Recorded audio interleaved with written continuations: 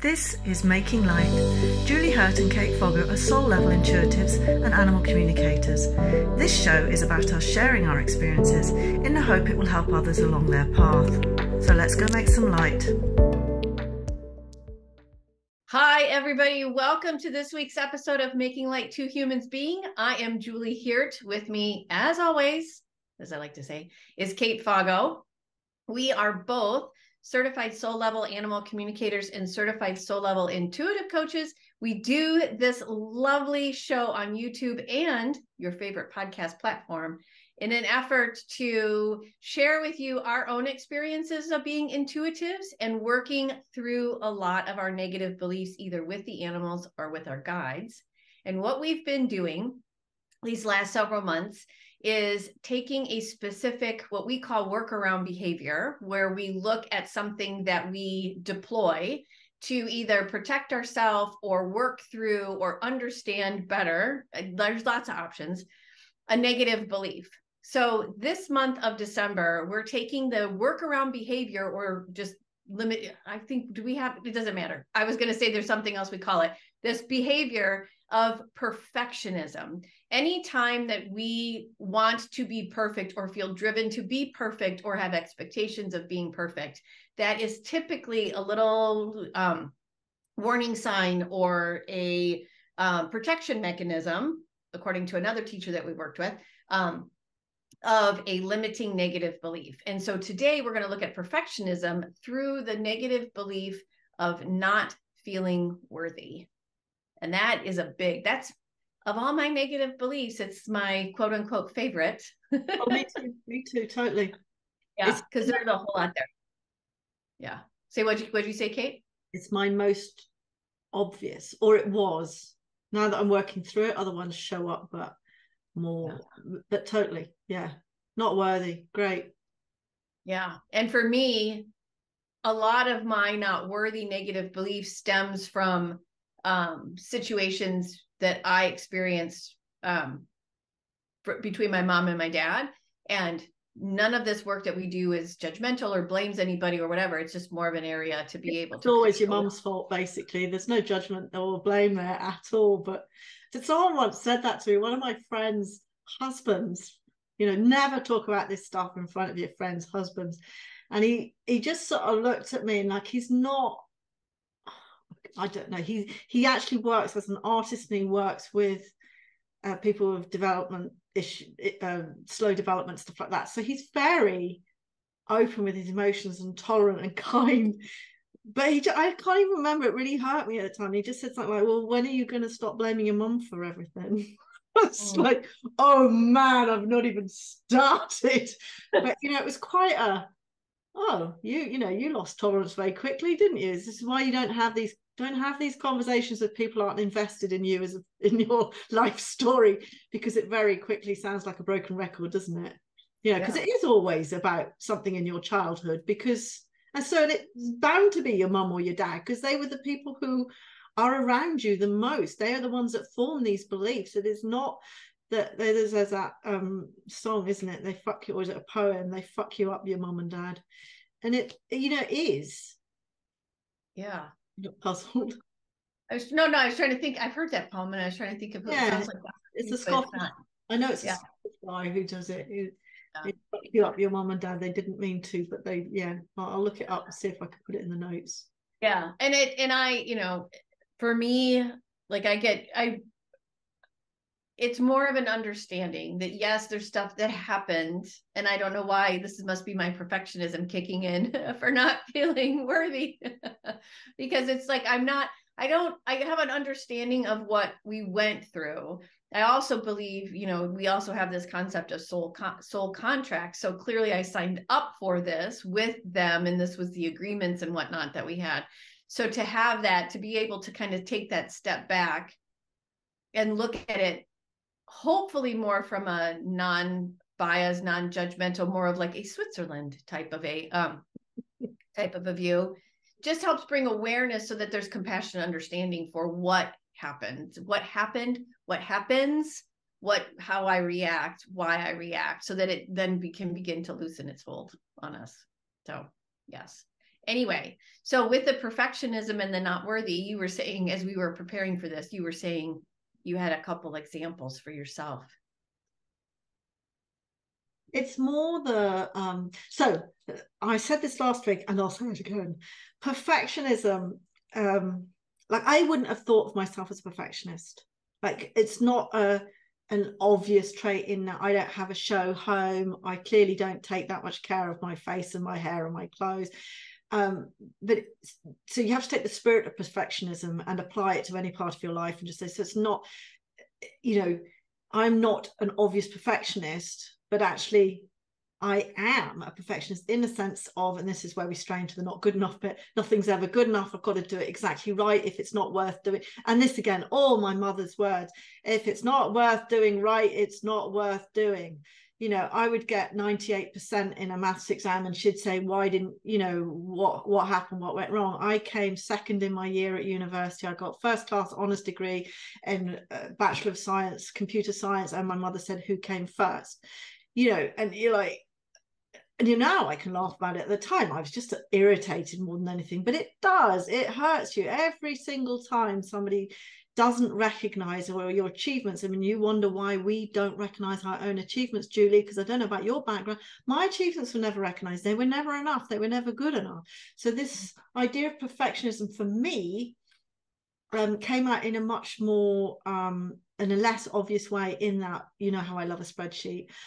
And I used to buy toilet paper in bulk because it was cheaper. So I was on a budget, still, and I am again. But when I was young, I was on a budget, and I would find the cheapest way to buy things. My mum brought me up to always shop for the cheapest thing and walk that extra mile to a different shop if it was cheaper. And I was I realize now, very involved in how I ran a household. Again, not in the obvious ways. You wouldn't walk into my house and go, oh my God, she keeps a lovely house. Not like that. But everything else, fucking rigidly controlled. Always made sure we had the best mortgage rate, kept an eye on all of that. Checked insurance every year, made sure we were getting the best deal on that. Bought toilet paper at whichever place, bought it in bulk, as long as the more, depending on how much storage we had on, all these things in retrospect were all about me being a good wife. Right? Why? Because what else am I here for, Julie? And that's where the not work, and even saying that, even though it's such a cliche, makes me want to cry, because I still, I can still have those feelings and I'm still wrestling through them. What, love someone just because? What do you mean?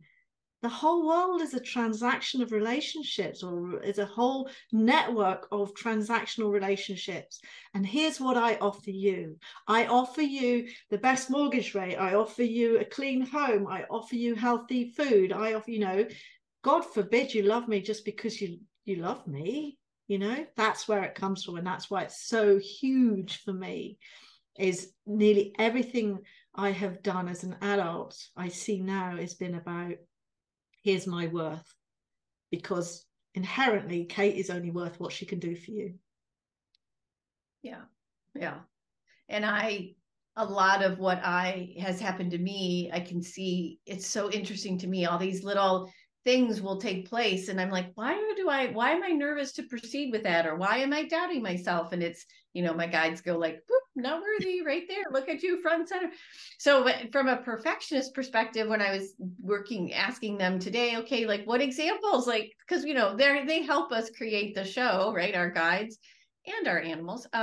So they were reminding me of being in meetings when I worked in advertising, and not talking. So my perfectionism, like for me, from a not worthy perspective, I would be so afraid that I was going to say the wrong thing that I just wouldn't talk at all. And I cannot see that in you, Julie. Oh my gosh. Well, you'll have to ask my ex-boss. Look at how you've grown, Julie. And even right there, just that I kind of mocked it, that's also a little not worthy showing up. So my last boss that I had, it was a really hard relationship. And of course, once I lost my job, you know, all of my beloved friends in this group were like, oh my gosh, you must have had this great soul contract with you. At the time, I was so angry. However, yes, I can see it. I can see it. And so, but I remember like we would be in a meeting together, she and me, and she ran the agency, and she would want me to talk. But anytime I would start to talk, well, first of all, I would be so nervous to talk, because if I said anything that she deemed wrong or inappropriate, which would be, and who knows what it would be, for me, it always came out of left field. I have no idea what I don't know what I'm going to say. It's like I'm walking on eggshells, right? And so I got so nervous, then I just stopped talking. So before, I would get to some degree in trouble because of whatever I said wasn't salesy enough, or it didn't align with a money making kind of a thing that she wanted to do.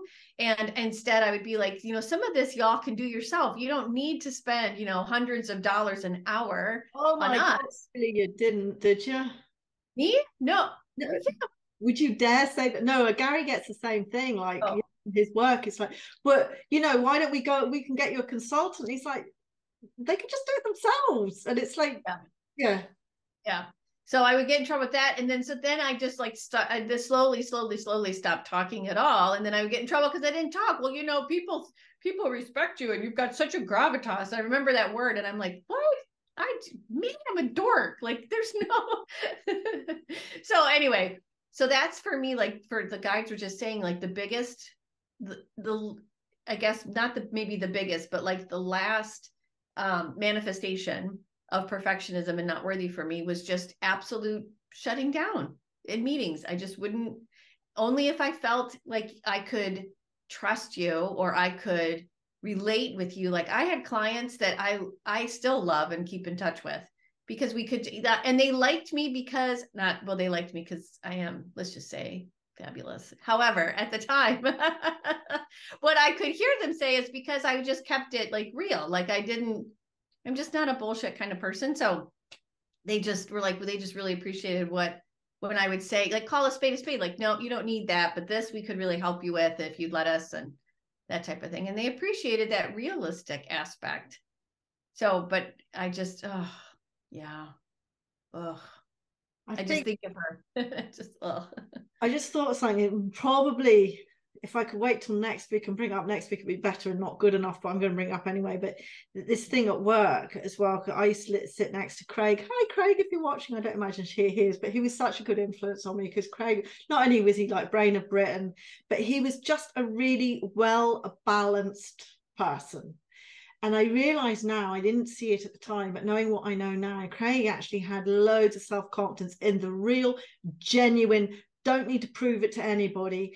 And it just made me realize, like, I don't know about his family background, but I mean, the difference would be if someone would come up to me, because I sit next to Craig, and, you know, I'm probably a bit of hero worship there, because technically he was brilliant, but he was also, as I say, a really good, sound, calm person. And you know, if someone came up to me and went, oh, you know, with this defect came up and it was supposed to be fixed last week, whatever, and of course I would just go into a pit of shame. My stomach, oh my God, I'd missed something. It's my fault. It's not been. The point is, as you know, in all business, they were pushing us harder and harder and harder and harder to do more and more and more. You know, I'd tell them the stuff wasn't ready. I don't care. We don't care. You've got to ship it to all of that. But when it still came to the fact that, oh my God, Kate, you might have made a mistake, all that pit of unaware, oh my God, okay, so there's a bit of not good enough there, my fault, right? Now, if the same comment was directed at Craig, and they go, right, you know, the bug was supposed to have been in, you know, why hasn't it been implemented? And he'd go, oh, well, we missed a trick there, didn't we? And that'd be it, right? And end of drama. Whereas I would go into this thing, suck everybody in with me, turn it into a big hissy fit. I would get defensive, or how dare you, it's always the same. You never give us enough time to do anything. And then it escalates, and then management get annoyed with you because you're fucking shouting and screaming, because I get really emotional about stuff like that, being all defensive. Whereas Craig would just go, okay, well, we missed a trick. Now, if anyone dared, and generally that would be an end to it, and they go, oh, okay, and that would be an end to it. It's learning about maturity. If anyone pushed harder at him to say, well, Craig, actually that should have been done, because he was like the architect. So I was the project manager, he was the architect. If there was any implication, he would very calmly remind them about the decisions that they had made in order for us, you know, like, and it, I was just, so we always used to say, be more Craig, you know, how they have an advert here about be more cat, like just to be more, and it's like, be more Craig. And I learned that if you stop going, my fault, and defensive, and just go, okay, well, because of course all those decisions have been made with other things in mind. Nobody had dropped the ball. There just wasn't enough time. But I would immediately fall into this crisis that I had somehow made a mistake. Whereas he would go, oh, well, there was probably a good reason why we didn't. I'll get back to you on that. Mm-hmm. So, yeah, and that's the difference. Somebody who is fundamentally confident and sure of their self-worth does not get sucked into the defensive, oh my god, it must be my fault, and then angry, because I would get very angry then about, how dare you, I work so hard, I do my best, and all you ever, nothing's ever good enough, and then you fall into the victim mode. So yeah, be more Craig. Hi, Craig. Yeah.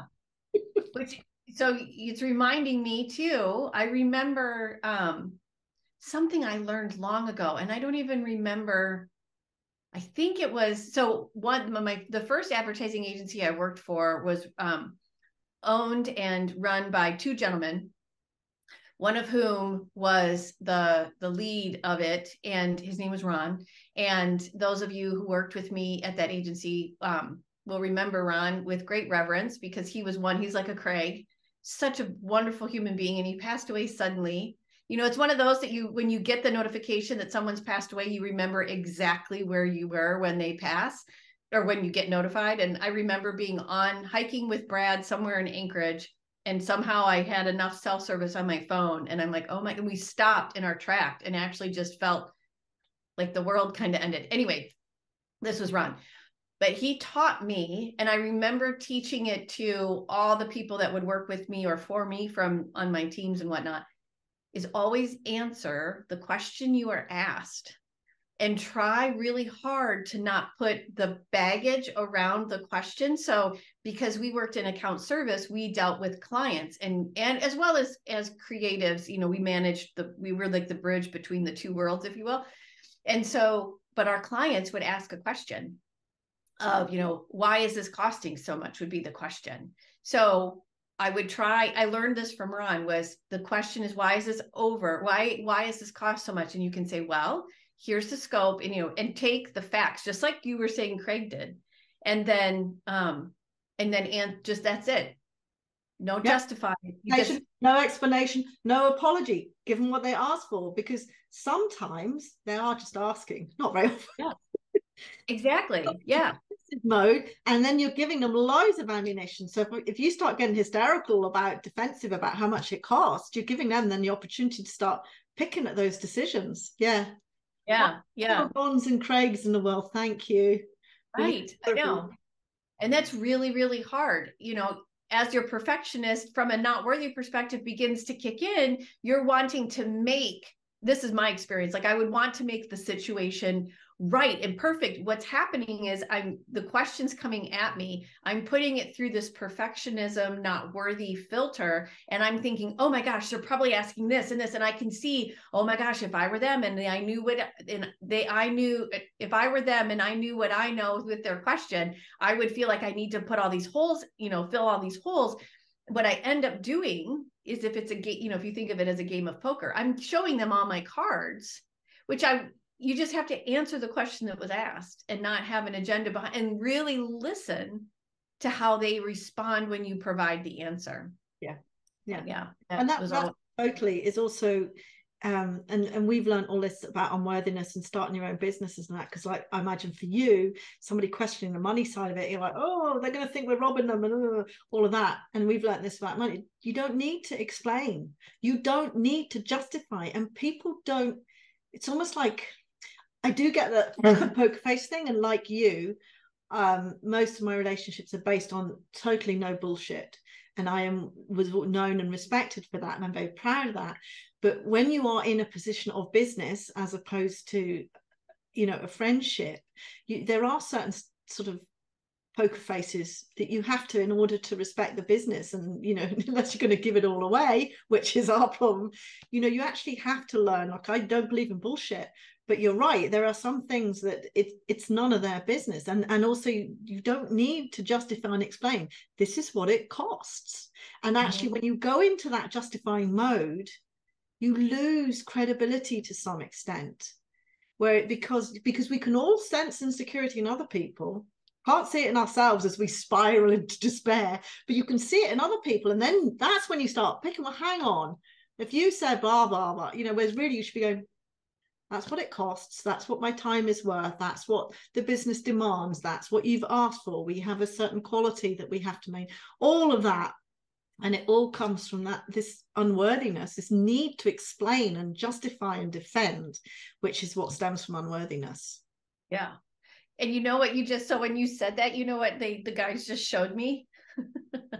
And referring back to our favorite book, they showed me like this whole network of tendrils of, for lack of a better word, so sorry if this word upsets people, the patriarchy, in that, because I'm thinking of it from a consumerism perspective, this is what they're showing me. When we go to sell a product, to some degree, unless we're like Craig or Ron, we can be selling that product from a place of insecurity. Mm-hmm. And so then that insecurity energy goes with it, as well as, well, look, it's just absolutely, it'll make you perfect. It'll make it perfect. In addition to it coming from a place of insecurity, it actually triggers also the insecurities of the people to whom I'm selling. And then they're buying it from a place of insecurity. So you can see how this whole system has been built. I was just listening to Elise Lunan, the author of our favorite book, and she's doing a series now on addiction. And this episode came out Monday, and I'm just kind of getting around to it. And the woman that she's interviewing, and I can't tell you what it is, I'd have to go back and look because I'm not that far in, but she wrote a book about alcoholism in women.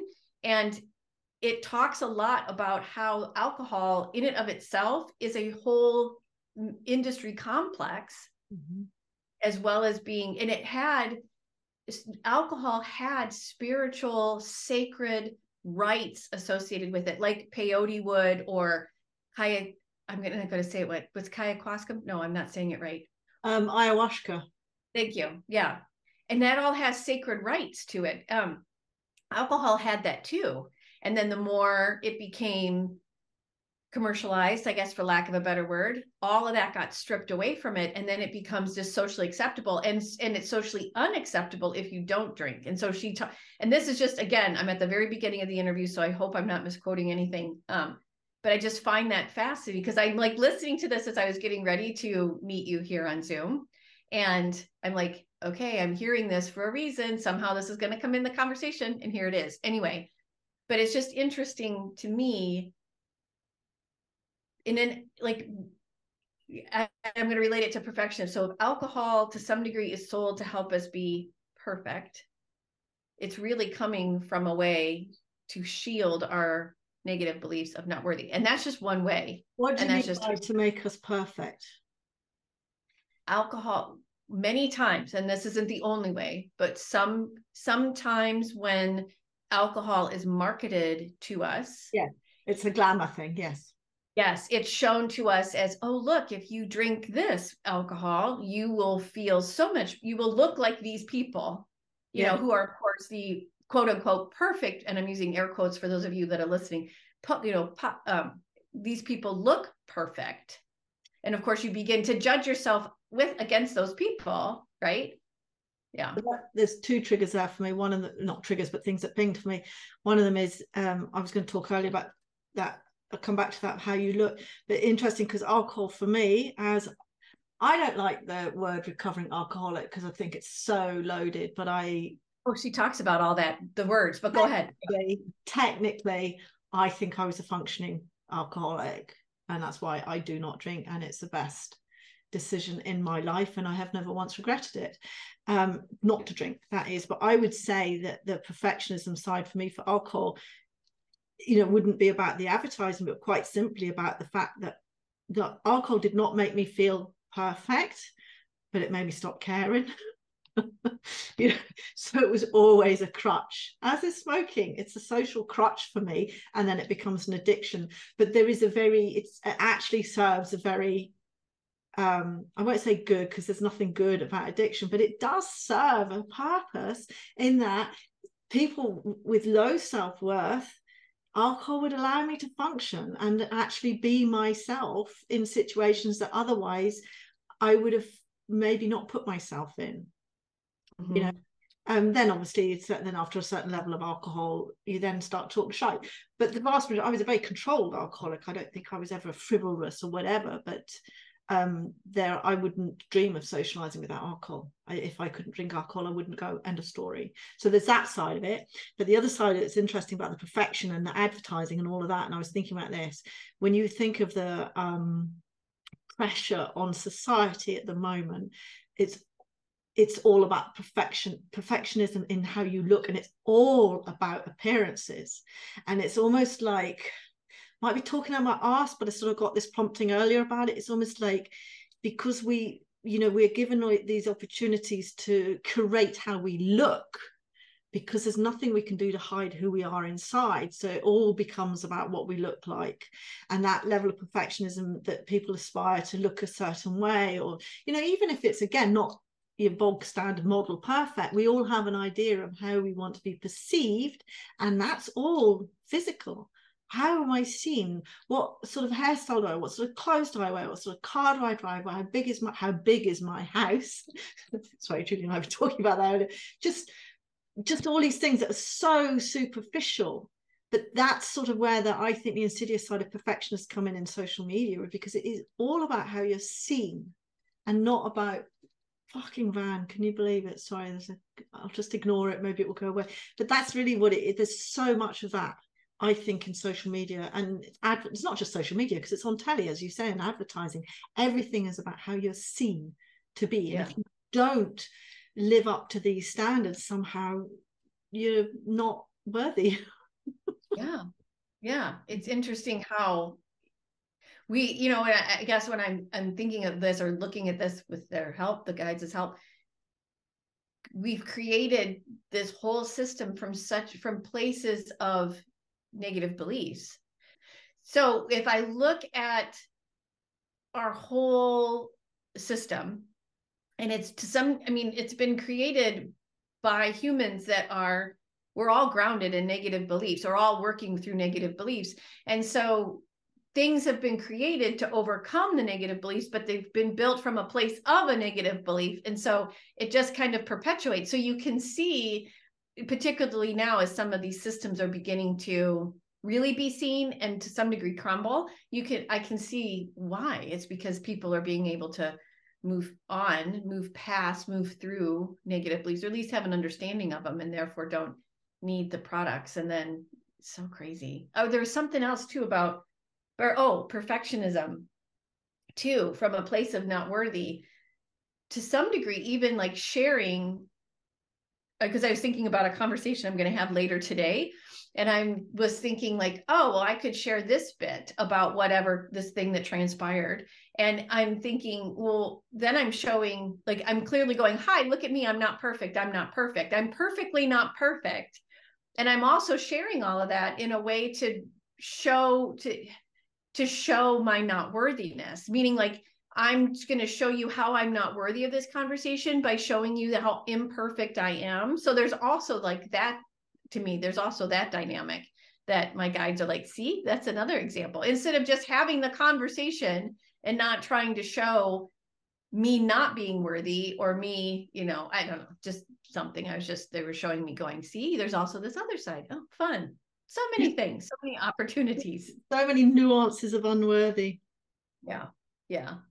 And I just want to say, for those of you who are watching on YouTube, if you saw me moving around a lot just a little bit ago before Kate's delivery guy showed up, Lucas sleeps under my bed and he was readjusting himself. And so in order to make sure he's perfect, I get out of his way. So I was trying to like. But that's just it. Like, animals don't give a shit, do they? No. He's like, I'm coming in, I'm laying down, whatever you need to do. I don't care. I often used to think it's not that I would ever wish to be blind, and it's no disrespect to anybody who is blind, but I often there's so much of our life is our worthiness, at least initially in your life, especially when you're young, and for women especially, although I know it's the same for men, but traditionally for women, about how you look and how you're perceived, what weight you're at, what clothes you wear, all of that, and it's all as this aesthetic beauty. And I used to wonder, if you imagine being blind and how you would relate to people, you wouldn't give a fuck what they look like. Like, you just wouldn't get it, just wouldn't come up, right? And it wouldn't matter that your friends went, oh, she's really fit, or she's, this, or she's that, because it would mean nothing to you. And there would be a bit of me that would go, wouldn't that be a really different world where you are responding entirely to how somebody treats you and makes you feel? Now, that's to say, I wouldn't ever in this world want to be without my sight, because obviously there's so much beauty to behold. But it did, that to me is so much of my unworthiness is wrapped up in appearances, in my weight, in how I look or don't look, and not so much clothes, couldn't give a fuck about them, but even, it's really about my weight and what I look like. And I think it is for a lot of people. I mean, it's not just that. And the other thing I would learn also is in the past I've been on diets and I have lost the weight, and I have actually been extremely happy with the way I look, but the unworthiness remains. And that's when you realize that you're actually fixed. These are all sticking plasters. I've done this when I left my first husband. I had actually gone on a diet and lost a lot of weight. I was really quite thin. And I got there, and all this time I've been telling myself that I was unhappy because I was overweight. And then, of course, I get to my perfect weight and I'm like, oh, well, that didn't fix it. And then I left my husband, and guess what? That didn't fix it. But life moves on, and you go through life. But there's this unworthiness that we feel, and it's the same as we know, Julie, is you have to build it up from the inside. It's never any of these things that we think it is. And the difference is, you look at someone like Craig or Bob, did you say Rob? Ron? Ron. That confidence comes from somewhere else, and you need to build that up. You need to be in love with yourself. I don't like that phrase actually, but it comes from a different place. It's not something you can fix. Anyway, sorry, that's slightly off topic, but there we go. Yeah, no, made total sense. Yeah, I'm just trying to think if there's anything else they want to share, the guides, about perfectionism and not feeling worthy. I just heard, I think that it was a bit tongue-in-cheek, that perfectionism is in the eye of the beholder. And actually it is. It's true, isn't it? Because what's perfect? I actually don't like the word perfect at all. One of my bosses used to use that as a sort of, when you'd say, oh, well, I'll just send you the agenda now, and he'd go, perfect. And I used to think that's really crass thing to say. I didn't like that word at all. But yeah, perfect's not a nice word, but we all know what it means, don't we? Well, yeah, and I think, like, to allow perfect as a word to have its flexibility, like, they're showing me like the word perfect, and that it just kind of has its ability to move around, because whatever I feel is perfect for me can be like, it's just kind of like looking at a painting, right? Like, most artists will say whatever it is that you see, that's what's supposed to be seen. Yes. So it's like that kind of appreciation. Like, I might think this book is perfect, and someone else might think it's shite, as you say. I love that word. Anyway, but it doesn't matter. Both are true, which is kind of cool. Yes. It's interesting. I was reading an article about how we make statements like that. And actually, we shouldn't ever say this is perfect or not perfect, because that's an opinion. And we're stating it as fact. There is no such thing. In my opinion, this book represents a perfect book. That's fine. But this absolute mandate that we put down doesn't give anybody room to disagree with us. It was just interesting that popped up randomly in my email. I followed a link about some healing mechanisms, some healing code that I'm learning about, and it was an article about the words that we use are important. I thought, oh, Julie will like that. I thought, clicked on it and read it, but it was about this, that we've got to be really careful with these words that we use. We're careful about how we say things are perfect or not perfect, because it's just an opinion. And that's totally, like I said at the beginning, is my idea of what's perfect isn't necessarily what the rest of the world thinks is perfect, but I still have these standards, and that we all need to remember that, because we're actually all judging things on our personal scales somewhere along the line. Blah, blah, blah, blah. Wow. Good chat, Kate. Yeah, it's always a pleasure, Julie. Mm-hmm. Yeah. So you're good to end? I think we're got a great stopping point. Okay. Do you want me to take us out? Yes, please. Okay. All right. Well, thank you so much for being here again with us for Making Like Two Humans Being. Today, we were talking about the workaround behavior of perfectionism as it relates to the negative belief of not worthy. Next time when you see us, we'll still talk about perfectionism, but a bit more about not feeling good enough, which as we get closer to the holidays, it will make even more sense, because I'm sure stuff's going to rear its head. So if you have any questions or comments in the meantime, please leave a question below, either in the YouTube chat or on the favorite podcast platform on which you follow us. You can also subscribe, all that thing to any of the platforms that you like, as well as find us on Facebook and Instagram. We are Making Like Two Humans Being. I'm Julie Hirt. With me, as always, is Kate Fago, and she'll be here next week too. And have a really good, wonderful, perfect as you would like to feel it week, and we will see you next time. Thank you so much for being here.